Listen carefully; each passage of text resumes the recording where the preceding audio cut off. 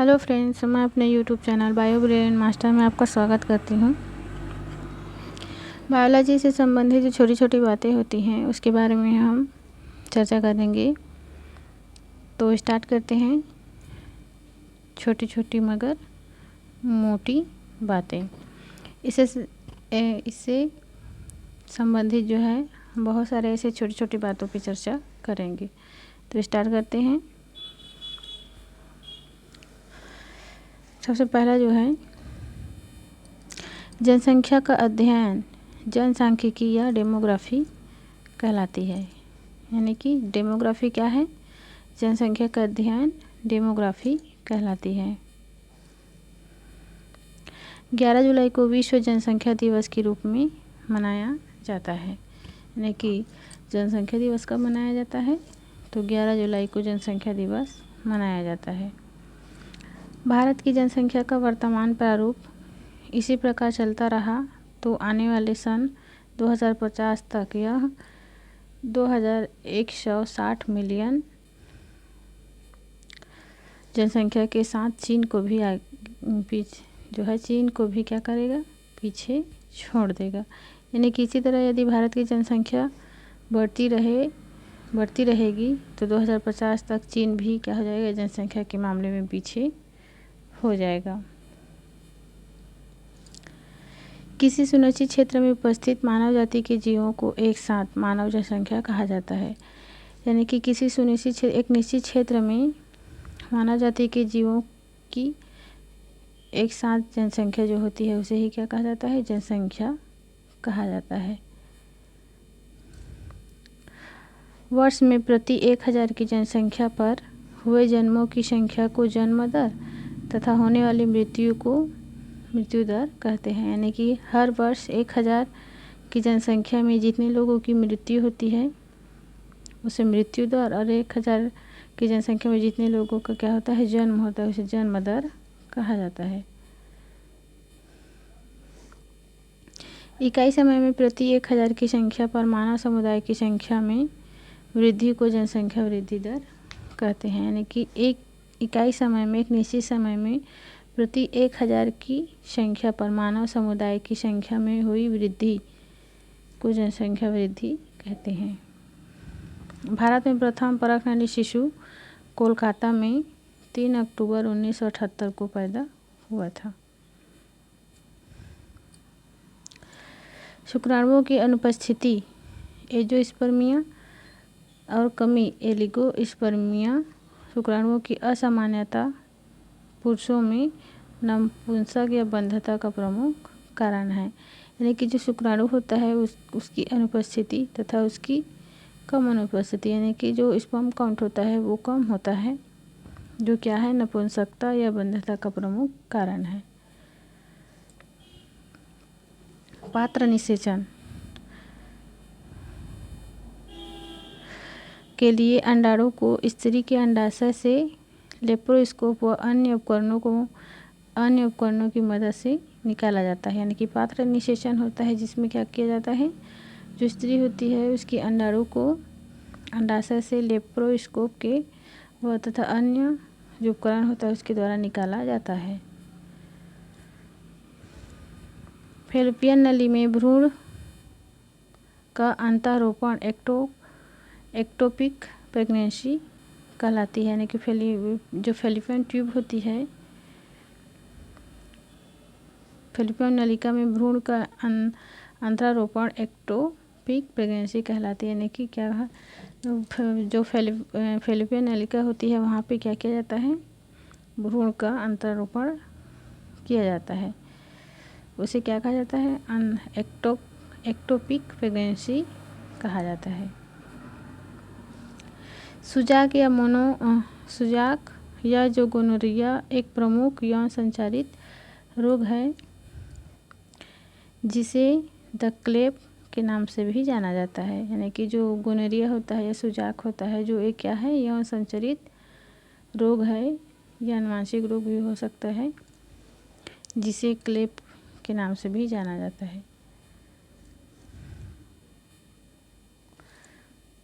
Syphilis रोग का रोगजनक एक विशेष प्रकार का जीवाणु है जिसे इस स्पाइरोकीट कहते हैं। यानी कि जो सिफिलिस होता है यह एक रोगजनक के कारण होता है, जो है जीवाणु, जिसे क्या कहा जाता है, स्पाइरोकीट कहते हैं। यह कुंडलित आकृति का होता है।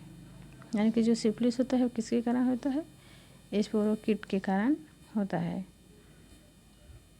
जनसंख्या परिवर्तन जन्म दर एवं मृत्यु दर पर निर्भर करता है। जनसंख्या जो है कब परिवर्तन होगा, जब जन्म दर अधिक होगा या कम होगा, या मृत्यु दर अधिक होगा या कम होगा, उस पर यह निर्भर करता है। यदि अधिक जन्म होगा तो जनसंख्या वृद्धि हो जाएगी, और यदि अधिक मृत्यु होगा तो जो मृत्यु दर है वो अधिक हो जाएगी और जनसंख्या कम हो जाएगी। भारत की जनसंख्या में परिवर्तन अर्थात वृद्धि का मुख्य कारण मृत्यु दर में कमी है, न कि जन्म दर में वृद्धि। यानी कि जो भारत की जनसंख्या में परिवर्तन है वो किसके कारण होती है, मृत्यु दर में कमी। जैसे उदाहरण स्वरूप समझते हैं कि पहले जो गर्भवती महिलाएं थी वो मतलब जब बच्चे को जन्म देती थी उस समय बहुत सारी महिलाओं की क्या हो जाती थी, मृत्यु हो जाती थी। अब ऐसा नहीं है।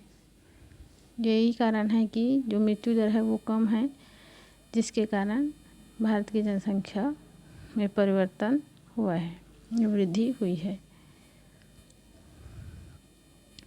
संसाधनों के सीमित होने के कारण जनसंख्या में वृद्धि नागरिकों के जीवन स्तर में गिरावट का कारण बनती है। यानी कि संसाधन सीमित होता है, जिसके कारण जनसंख्या वृद्धि जो है, जो व्यक्ति होता है उसका जीवन स्तर का गिरने का एक मुख्य कारण है। यानी कि जो जनसंख्या वृद्धि है वो जो व्यक्ति है उसके जीवन स्तर गिरने का मुख्य कारण है।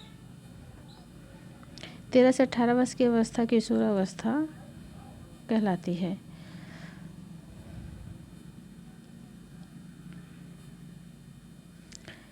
सहेली नाम की गर्भ निरोधक गोली सेलेक्टिव एस्ट्रोजन रिसेप्टर मॉड्यूलेटर के रूप में कार्य करती है। इसका रासायनिक नाम जो है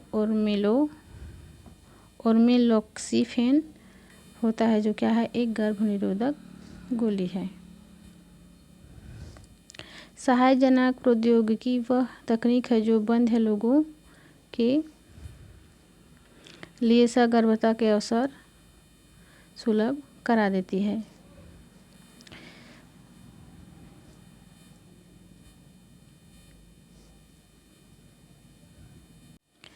यानी कि जो सहायक जनन प्रौद्योगिकी है वो क्या करता है, जो व्यक्ति फर्टिलाइजेशन के लिए या जनन के लिए तैयार नहीं होते हैं या उनमें कुछ कमी होती है, उसको ये क्या करते हैं, हेल्प करते हैं तथा उसमें भी प्रजनन शक्ति शुरू हो जाती है। इसे ही क्या कहा जाता है, सहायक प्रजनन प्रौद्योगिकी कहा जाता है।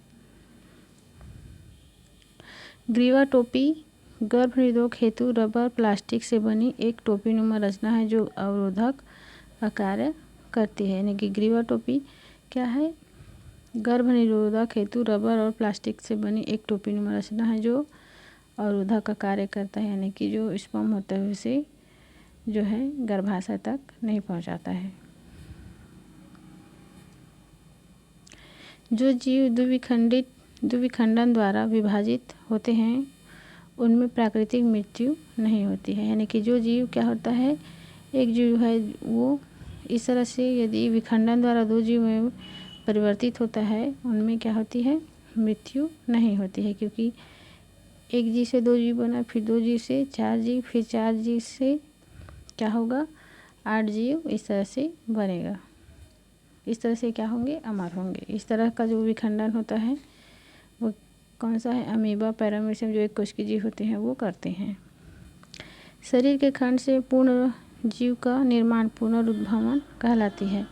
यानी कि जो शरीर होता है उसका खंड से पूर्ण जीव का निर्माण होता है वो क्या कहलाता है, पुनरुद्भवन या रीजनरेशन कहलाता है। इस तरह का जो पुनरुद्भवन है वो हाइड्रा में देखा गया है।